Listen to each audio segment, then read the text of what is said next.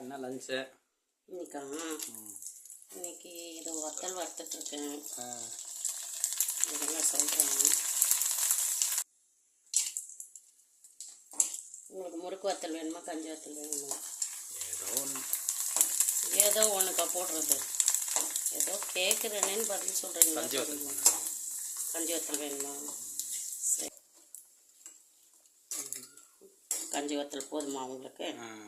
சரி, இரு சமையல் இதை முடிச்சுட்டு சொல்கிறேன் நான் என்ன சமையல்னா. என்னம்மா லஞ்சு? வாங்க பார்க்கலாம்.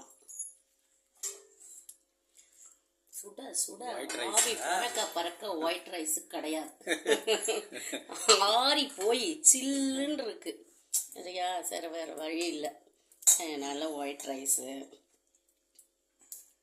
அரைக்கீரை புளி போட்டு கடைஞ்சிருக்கேன். இது தயிர் சாதம், பாப்பாவுக்கு தயிர் சாதம் கொடுத்து விட்டேன். அதில் மீதி வாழைக்காய் வறுவல். அந்த அம்மா வெங்காயம் தக்காளிலாம் போட்டால் வேணான்னுவாங்க, அதனால. அப்புறம் எனக்கு கஞ்சி வத்தல், உனக்கு கஞ்சி வத்தல், எனக்கு முறுக்கு வத்தல். இது ரெண்டும் நம்ம 2 பேருக்கு சேர்ந்து.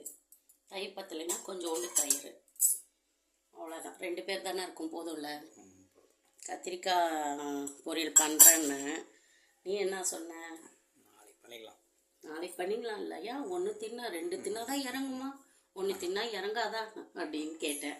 அப்படி கொழுப்பெத்து நம்மளுக்கு தின்னணும்னு என்னங்க அவசியம்? அதனால ஒரே பொரியல் போதும் அப்படின்னு சொல்லிட்டேன்.